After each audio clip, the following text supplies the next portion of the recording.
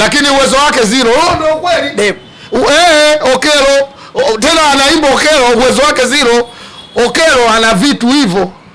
Okelo mchezaji wa kimataifa wa Uganda. Kaisaidiaje Uganda? Hata kwenye hii chani, kwenye hii AFCON, hata kwenye chani kuna watu wamefanya kazi kushinda Okelo katika hayo mashindano. Wanaambia Okelo Young Africa wajalamba dumu. Wamelamba kwa sababu ya mashabiki wao wanapenda. Sisi usoma mashabiki wanapenda. Mashabiki wanapenda kwenye 90. Fanya kazi. Simba alikuja Emmanuel Okwe ya miaka 16. Hamna alikuwa anamjua, hakuwa mfalme. Wachezaji walioimbwa Simba hawachezi. Lodi Mavugo alifeli. Joshua Budo leo kila mwana Simba amtaki. Aliimbwa. Sisi hatuchukua wachezaji wa kuimba. Tumechukua winga kutoka nchi ya mpira Senegal. Tumechukua winga kutoka nchi ya mpira Ivory Coast, Cote d'Ivoire. Hao watu wa mpira. Tunachukua namba 10 kutoka Congo Brazzaville, fundi wa mpira miaka 22. Tunachukua watu ambao tunajua watakuja kusaidia timu yetu kwa sababu ya kuimbwa. Ndio maana kuna watu wanauliza swali, mbona Jeruti aleti kipenzi cha mashabiki? Leo mimi nampenda huyu, anampenda huyu, ataita wachezaji wangapi? Ni kipenzi yenu kwenye pitch. Kwenye pitch tu. Ukifanya vitu vizuri sisi tunakuimba. Na tukikuimba midomo yetu ina baraka, lazima uwini. Wewe angalia Mwamba. Kaja kwetu akiwa bado anatengeneza Fidodido. Baadaye kaimbwa vizuri na sisi kawa star. Kaenda timu kubwa Berkane. Kacheza. Karudi, tumemuimba tena, kiwango kimepanda. Watu walikuwa na hela zao kwa katika vibubu, shobo zimewapata, wamemshobokea, wamemchukua.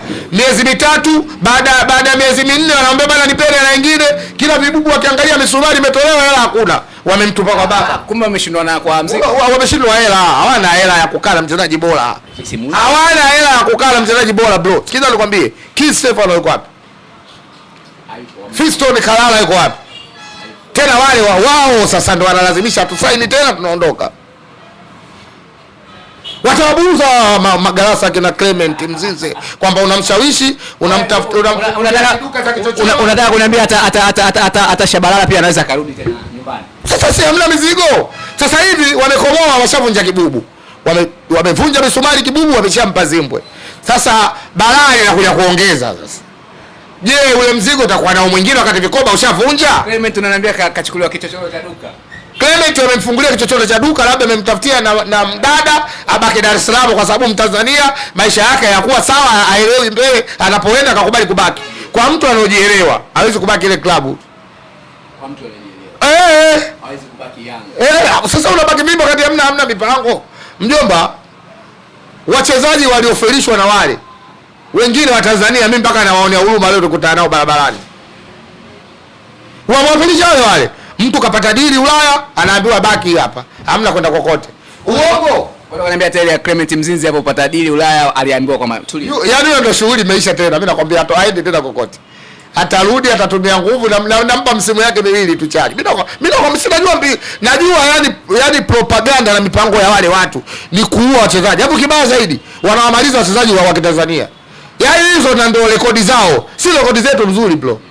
Si tumwauza wachezaji wengi nje toka kipindi hiko. Leo Tanzania imekuwa na jina kwa Bwana Ali Samata kwa sababu ya Simba. Tungemkataa kwenda TP Angla Mazembe, tungemkataza. Sasa nyingine Samata asingekuwa mchezaji mkubwa. Leo Tanzania tuna mchezaji anacheza ligi 1.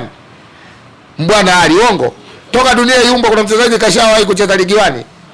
Sio Samata. Katoka timu gani? Tena mzawa. Leo Luis Jose Nixon kaja na Udisongo hapa. Mchezaji mdogo kabisa.